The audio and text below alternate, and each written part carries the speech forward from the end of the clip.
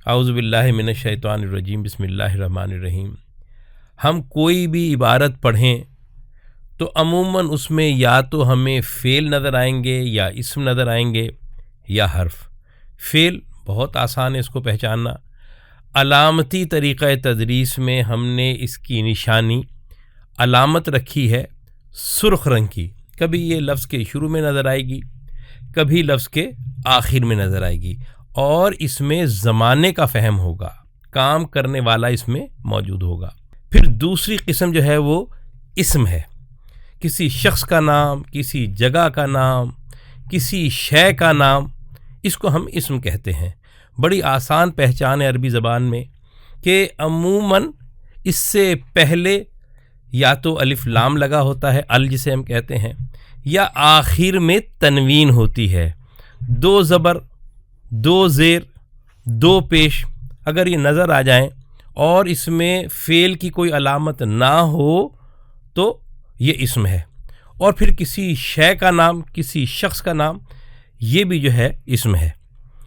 عربی زبان میں ہم نے جو اسماء ہیں ان کو کم و بیش جو ہے وہ 5 اقسام میں تقسیم کیا ہے۔ بہت آسان ہے، آپ دیکھیں کہ یا تو کوئی کام کرنے والا ہوگا، فاعل ہوگا، اس میں فاعل، یا کیا ہوگا وہ مفعول ہوگا۔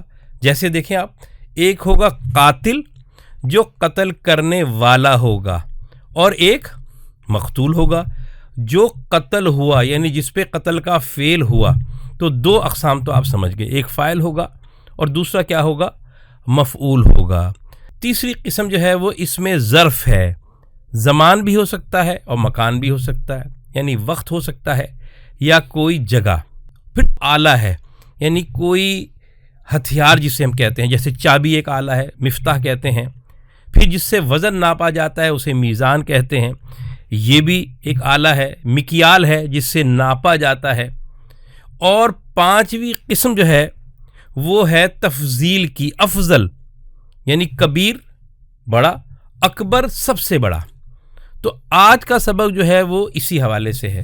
ہم نے اپنی کتاب علامتی طریقہ تدریس میں اس حوالے سے پورا ایک سبق رکھا ہے، جس میں ہم نے تمام جو اسماء ہیں ان کی اشکال جو ہیں ان کو بیان کیا ہے، اور آیات کی مدد سے، آیات کے استعمال سے بتایا ہے کہ کوئی اسم کسی آیت میں کیسے موجود ہے۔ تو چلیں شروع کرتے ہیں بہت آسانی سے۔ اس میں فاعل کیا ہے میں آپ کو بتاتا ہوں، اور میری کوشش یہ ہوگی کہ میں زیادہ سے زیادہ مثالوں کے ذریعے سے آپ کو سمجھاؤں۔ ایک اصولی بات جو تھی وہ میں نے آپ کے سامنے کر لی۔ مثال کے طور پہ دیکھیں آپ، ضرب مارنا اردو کا لفظ ہے۔ اگر ضرب کے درمیان میں آپ کو الف نظر آ جائے تو ضاربن کیا، ضرب مارنے والا۔ نصر، نصرت اردو میں موجود ہے، تو ناصر یہ اردو میں موجود ہے، یعنی نصرت کرنے والا۔ پھر سمع، محفل سمع ہم جانتے ہیں، تو سامع ہوگا، سامعین ہوگا، یعنی جن پر سماعت واقع ہوتی، سننے والے۔ پھر آپ دیکھیں فتح، فاتح۔ پھر آپ دیکھیں حسب، حاسب، حساب رکھنے والا، ٹھیک۔ پھر آپ دیکھیں کہ کرم کرنا، اچھا اس کا جو فاعل ہوگا یعنی کام کرنے والا وہ کریم ہوگا۔ تھوڑا سا قاعدہ اس میں تبدیل ہے۔ اب ہم مثالیں دیکھتے ہیں قرآن سے کہ اللہ کون ہے، اللہ خالقن، اللہ کون ہے، خالق ہے، اللہ تخلیق کرنے والا ہے، ٹھیک۔ لیکن ہم اس میں والا نہیں لگائیں گے۔ آپ جانتے ہیں کہ جو علامتی طریقہ تدریس ہے اس کی مدد سے جو ہم مشترک مفہومی ترجمہ کرتے ہیں، اس کا ایک قاعدہ یہ بھی ہے کہ اگر کوئی لفظ قرآن پاک میں موجود ہے اور اسی شکل میں اردو میں بھی موجود ہے تو پھر ہم ترجمے میں مزید اضافہ نہیں کریں گے۔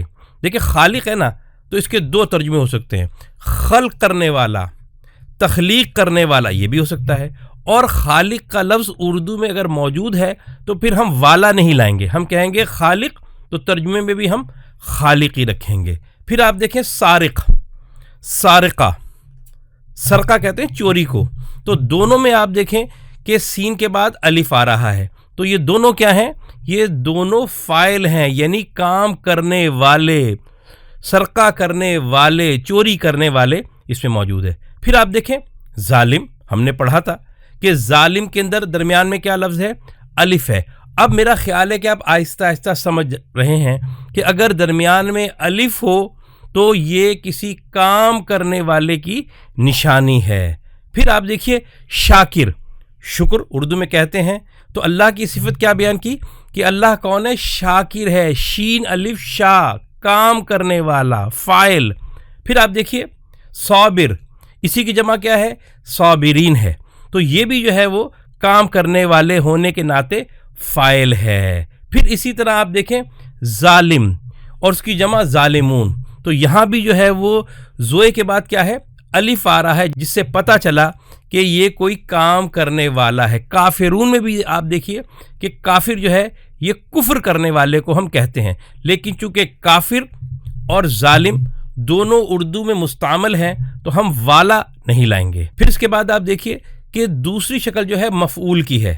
مفعول یعنی جس پر کام ہو، ظالم جس نے ظلم کیا، مظلوم جس پر ظلم ہوا، قاتل جس نے قتل کیا، مقتول جو قتل ہوا۔ اردو میں بھی ایسے ہی ہے۔ الحمدللہ میں بار بار کہتا ہوں کہ اردو بولنے والے، اردو سمجھنے والے، اردو لکھنے والے وہ خوش قسمت ترین لوگ ہیں کہ عربی زبان جو ہے وہ اردو کی سسٹر لینگویج ہے۔ صرف 85% الفاظ اردو میں موجود نہیں ہیں، یعنی قرآن پاک کے اگر الفاظ کی کل تعداد دیکھیں تو اس میں 85% سے زائد الفاظ اردو میں کسی نہ کسی شکل میں موجود ہیں۔ یہ تو پہلی بات ہے جو آپ سمجھ چکے ہیں۔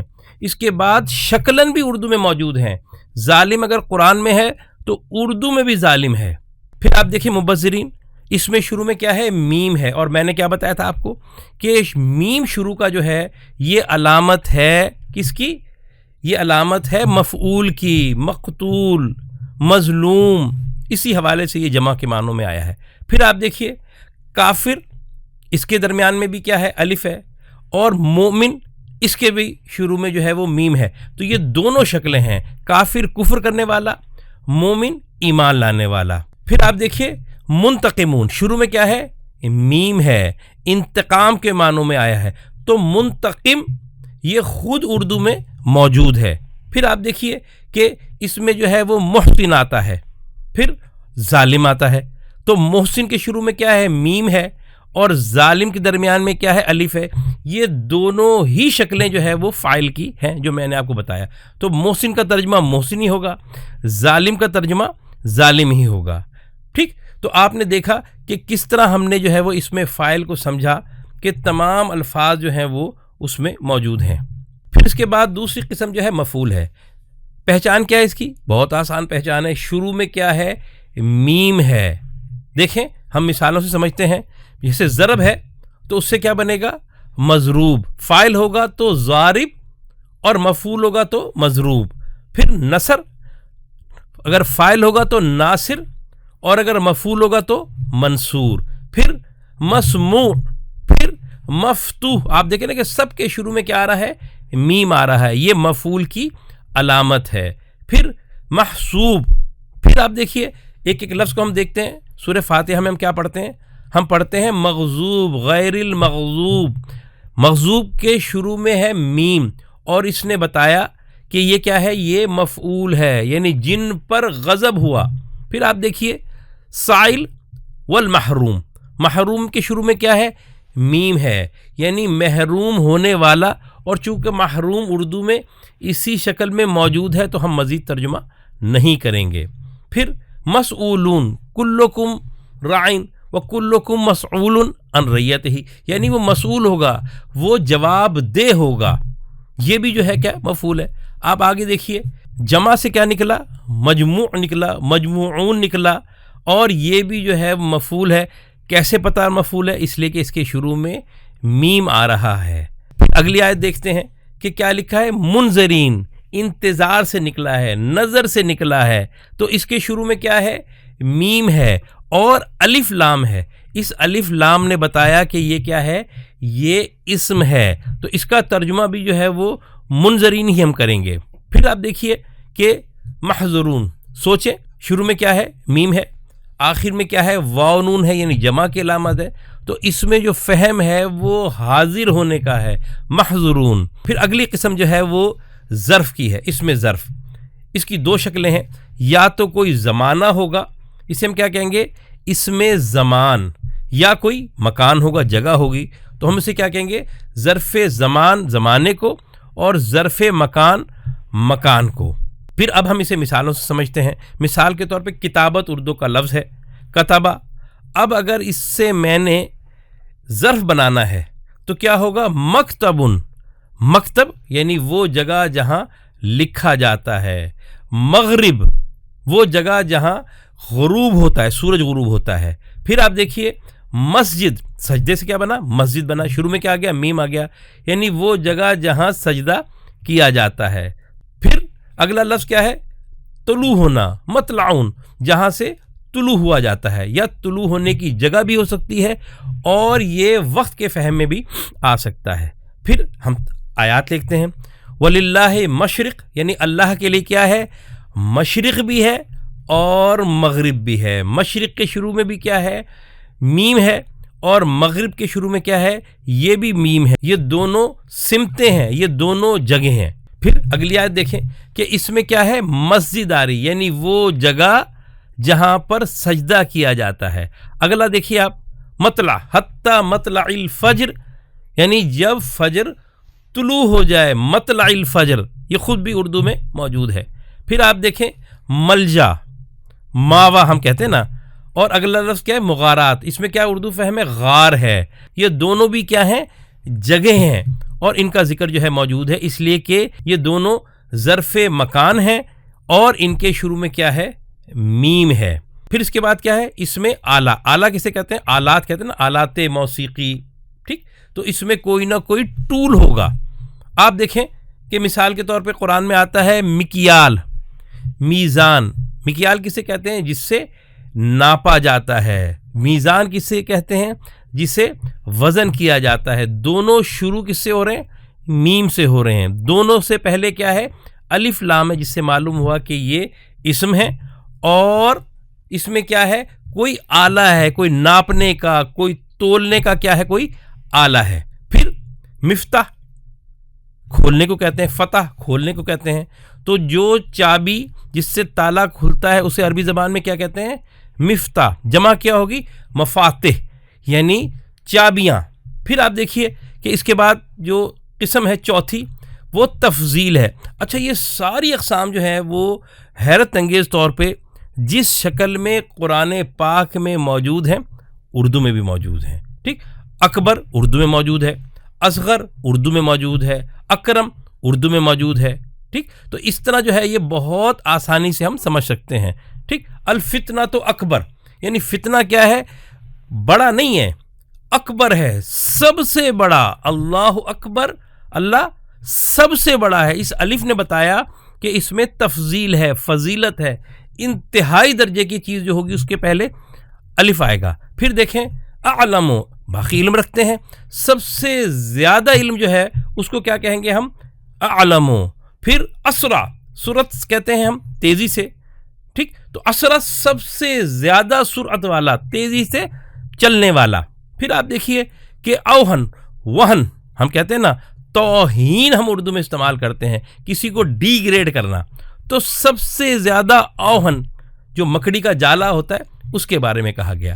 پھر آپ دیکھیے احکم، ٹھیک، اس سے پہلے بھی کیا ہے، الف ہے، یعنی حکم کے معاملے میں جو سب سے بڑھ کر ہوگا اسے کیا کہیں گے ہم، یہ اس میں تفضیل ہے۔ پھر آپ دیکھیے کہ ان 5 جو اقسام ہیں اس کے ساتھ ساتھ اور شکلیں بھی کچھ ہیں، اور چونکہ ہم چاہتے ہیں کہ قرآن پاک میں جہاں جہاں آپ کو مشکل آ رہی ہو اس کو ہم سمجھیں، تو کوئی بھی ایک مادہ لے لیا آپ نے، مثال کے طور پہ فے، عین، لام لے لیا، اب اس کی مختلف شکلیں ہیں، اور آپ کو ان شکلوں کو پہچاننا ہے کہ اس کے ساتھ یا علامت لگی ہوگی، اور یا وہ فاعل ہوگا، مفعول ہوگا، یا اس میں تفضیل ہوگا، کوئی نہ کوئی شکل ہوگی۔ تو ہم نے تمام ایک ہی لفظ کو لے کے اس کی مختلف شکلیں آپ کے سامنے رکھی ہیں۔ یہ سبق بہت اہم ہے، اگر آپ نے اس کو سمجھ لیا تو ایک جو بنیادی مادہ ہے، 3 حروف جو ہیں، اس کی جتنی شکلیں وہ آپ کو سمجھ میں آنا شروع ہو جائیں گی۔ مثال کے طور پہ آپ دیکھیں ضرب ہے، تو اگر یہ ماضی میں ہوگا تو اس پہ کیا ہوگا، آخر میں ضرب کا نشان ہوگا، ٹھیک۔ تو ضربہ उसने ज़र्ब मारी, और यज़रिब हो जाएगा तो शुरू में अलामत आ गई या, इसका मतलब वो, और ये प्रेजेंट टेंस हो जाएगा तो यज़रिब वो ज़रब मारता है। दो शक्लें। फिर तीसरी शक्ल देखें ज़ोरेबा, ज़ात पर क्या है, पेश है, और मैंने क्या बताया था आपको कि ये मजहूल की अलामत है, उसको ज़रब मारी गई। फिर युद्रिबु, ये भी मजहूल की अलामत है लेकिन अब ये प्रेजेंट है, नहीं मज़ारे में, इस पर भी क्या है, पेश है, उसको ज़रब मारी जाती है। चार शक्लें हो गई। अब आगे देखिए, इज़रिब, शुरू में क्या है, अलिफ है, और बा पे क्या है, साकिन है। जब भी ऐसी शक्ल नज़र आएगी तो समझ जाएं कि ये फ़ेले अम्र है, इसमें हुक्म दिया जा रहा है। इसमें जो अलिफ है शुरू का, इसका तर्जुमा मैं नहीं है, तो इज़रिब तू ज़रब मार। ला तज़रिब, ये भी आपने पढ़ा है, ला का मतलब क्या है, नहीं, और इसके बाद क्या है, ते है, तो ला तज़रिब तू ज़रब मत मार। फिर इसमें फ़ाइल अभी आपने पढ़ा, यानी आप देखें एक ही लफ्ज़ है, वही तीन बुनियादी हरूफ हैं और वो तब्दील होते चले जा रहे हैं। फिर अगली शक्ल देखें कि दरमियान में अलिफ है, और मैंने क्या बताया था अभी कि जब फ़ाइल होगा, कोई काम करने वाला इस्म होगा, तो दरमियान में हम अलिफ लाएंगे, और आखिर में आप देखें तनवीन है, दो पेश है, तो क्या बन गया ज़रब से, ज़ारिबुन, ज़रब मारने वाला, मज़रूबुन, मीम आ गया शुरू में, और आखिर में तनवीन है, तो ये इस्म है जिस पर ज़रब मारी जाती है। फिर आप देखें ज़र्फ़ ज़मान या ज़र्फ़ मकान, मैंने कहा था या तो कोई वक्त होगा या कोई जगह होगी, तो मज़रिबुन ज़रब मारने का वक्त या जगह। फिर आप देखें तफजील में अदरबुन, अद अलिफ आ गया शुरू में, तो अलिफ ने क्या बताया कि ये सबसे बड़ा है, बड़ा ज़रब मारने वाला, अदरिबु। फिर हम अगले तीन हरूफ को देखते हैं, नून स्वाद रा, ठीक, नसर। अगर माजी होगा तो देखें नसरा के आखिर में ज़बर है, पता चला कि माजी है, तर्जुमा होगा उसने नुसरत की। या आ जाएगा यनसुरु, वो नुसरत करता है, इसलिए कि शुरू में अलामत अगर होगी तो ये मज़ारे की अलामत होगी, प्रेजेंट होगा या फ्यूचर होगा।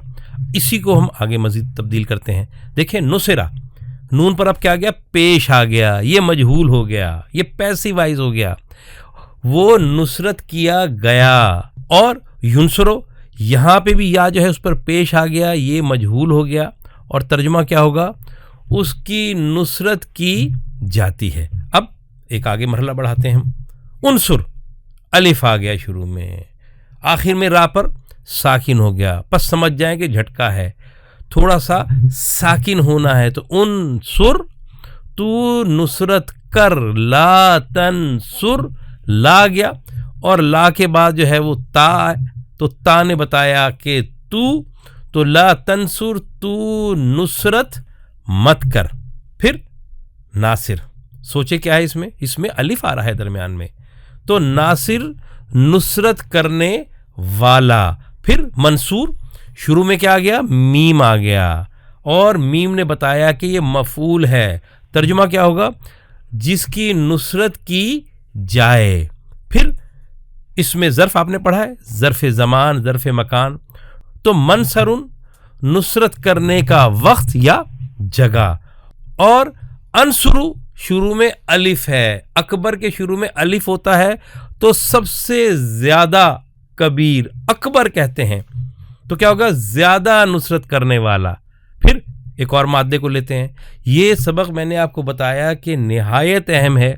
इस एक सबक में हमने कुरान पाक के जितने भी इस्म हैं और जिन जिन शक्लों में हैं, हमने कोशिश की है कि उन शक्लों को यहाँ रखें, और जो अलामात से जुड़े लफ्ज़ हैं उनको भी जो है वो हम समझें साथ साथ। अब देखें समाअत, समिआ, ऐन पर ज़बर, माजी है, उसने समाअत की, शुरू में आ गया या, यस्माउ, वो समाअत करता है, सुमिआ, सीन पर पेश आ गया, उसकी समाअत की गई, युस्माउ, फिर पेश आ गया, और मज़ारे है इसलिए कि या की अलामत है, तो उसकी समाअत की जाती है। इस्मा, अलिफ शुरू में, आखिर में साकिन, ये अमर हो गया, इसमें हल्का सा झटका आ गया, तू समाअत कर, ला तस्मा, तू समाअत ना कर, ला का मतलब यहाँ नहीं है। फिर आप देखिए सामे, درمیان میں کیا گیا؟ الف آ گیا. الف نے بتایا کہ یہ اس میں فاعل ہے, کوئی کام کرنے والا ہے. آخر میں تنوین ہے, دو پیش ہیں, جس سے پتہ چلا کہ یہ اسم ہے. تو سامع سماعت کرنے والا, مسموع جس کی سماعت کی جاتی ہے, یہ مفعول ہو گیا. پھر آپ دیکھیں مسمع, ظرف پڑھا ہے نا آپ نے, ظرف زمان, ظرف مکان, یعنی کوئی جگہ یا کوئی وقت. تو جس جگہ یا جس وقت سماعت ہوئی ہو. پھر اسمع, الف نے بتایا کہ یہ تفضیل ہے, اکبر کی طرح یہ بڑا ہونے کا اس میں فہم ہے. تو اسمع زیادہ سماعت کرنے والا.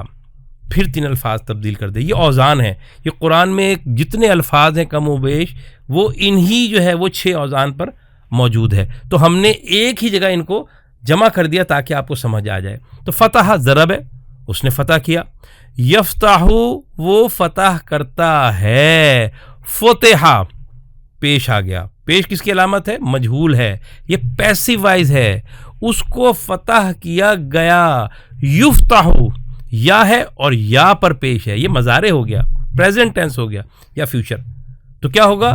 وہ فتح کیا جاتا ہے. افتح, الف شروع میں, ہا پر ساکن. افتح تو فتح کر, لا تفتح تو فتح مت کر. آپ نے دیکھا کتنا آسان ہے کہ وہی 3 حروف ہیں, اس کے میں جو ہے کچھ چھوٹی چھوٹی تبدیلیاں آ رہی ہیں اور فہم بدلتا چلا جا رہا ہے. فاتح اردو میں موجود ہے اسی شکل میں, فتح کرنے والا, اس لیے کہ فا کے بعد الف ہے جس نے اسے اس میں فاعل بنا دیا. اور مفتوح اس میں مفعول ہے جس کے شروع میں کیا ہے؟ میم ہے, جس کو فتح کیا گیا. پھر آپ دیکھیں ظرف زمان, ظرف مکان, یعنی جگہ یا کوئی وقت. تو مفتح جس وقت یا جس جگہ فتح ہوا. افتح الف, اکبر, اکرم, اصغر بڑے ہونے کے معنوں میں, تو زیادہ فتح کرنے والا. پھر آپ دیکھیں ہم مزید تبدیل کرتے ہیں. کرما اس نے کرم کیا. یکرم وہ کرم کرتا ہے, شروع میں یا ہے, یہ فعل لازم ہے, اس کا مجہول نہیں بنتا, لیکن یہ قرآن میں بہت کم استعمال جو ہے ہوا ہے. اس کا نہ ماضی مجہول بنتا ہے نہ مضارع مجہول بنتا ہے. اب آ گیا اکرم, تو کرم کر. پھر آگے دیکھیں اکرم تو کرم کر, شروع میں الف, آگے ساکن. لا تکرم تو کرم مت کر, نہیں کا صیغہ آ گیا.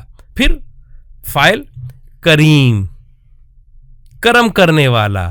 میں نے آپ کو بتایا تھا کہ اس میں فاعل کی 2 شکلیں ہیں, کبھی درمیان میں الف آتا ہے اور کبھی نہیں آتا.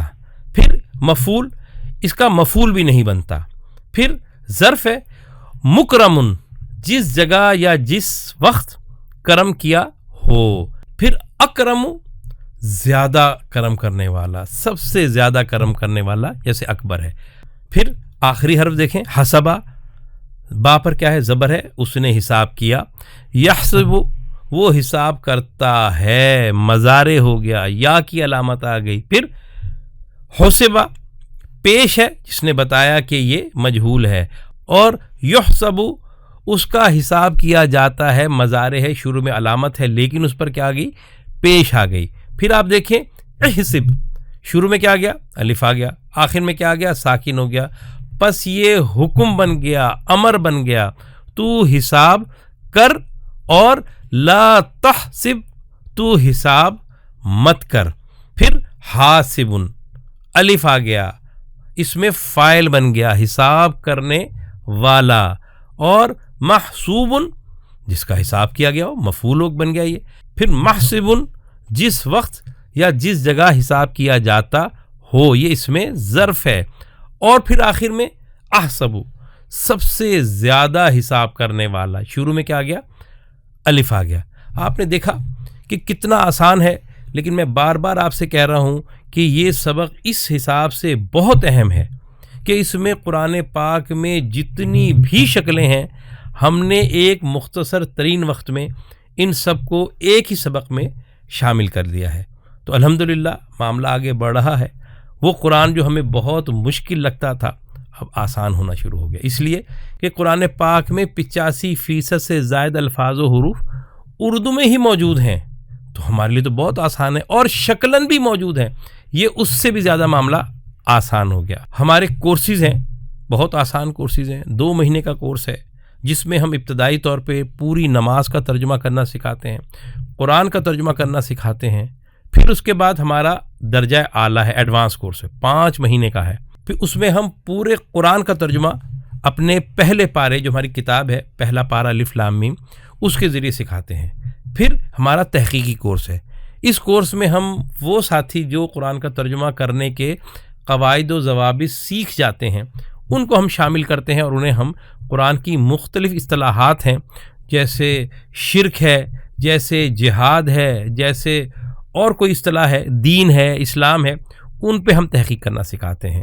اور آخری جو ہے وہ ہمارا تربیت تدریس ہے، ہم ٹیچرز بناتے ہیں۔ ہم یہ کہتے ہیں کہ آپ نے سیکھ لیا تو رسول اللہ صلی اللہ علیہ وسلم نے کیا فرمایا کہ تم میں بہترین وہ ہے جو قرآن سیکھتے اور دوسروں کو سکھاتے ہیں، تو آپ ہمارے ساتھ بطور مدرس شامل ہو جائیں۔ اور سب سے بڑی بات کہ تمام کورسز فی سبیل اللہ ہیں، اس میں ہم کوئی فیس نہیں لیتے، صرف ہمارا ایک ہدف ہے کہ امت قرآن سے واقف ہو، لوگ قرآن کو سمجھیں، لوگ قرآن کا خود سے ترجمہ کرنا سمجھیں۔ تو آپ سیکھ رہے ہیں، اور اگر آپ کے گھر والے نہ سیکھ رہے ہوں، کیسی عجیب بات ہے، آپ کے بچے نہ سیکھ رہے ہوں، آپ مدرس ہیں، آپ استاد ہیں، تو آپ کے طلبہ جو ہے وہ نہ سیکھ رہے ہوں، تو بڑا عجیب معاملہ ہے۔ تو بس آپ ہمارے اس چینل کو سبسکرائب کریں، جڑ جائیں ہم سے، تو جو بھی ہم تیار کریں گے ویڈیو وہ آپ کو ملے گی، جو سبق تیار کریں گے وہ آپ کو ملے گا، اسے شیئر کریں۔ اللہ تعالیٰ اس قرآن کو ہمارے لیے آسان کر دے۔ السلام علیکم ورحمۃ اللہ وبرکاتہ۔ قل بفضل الله وبرحمته فبذلك فليفرحوا هو خير مما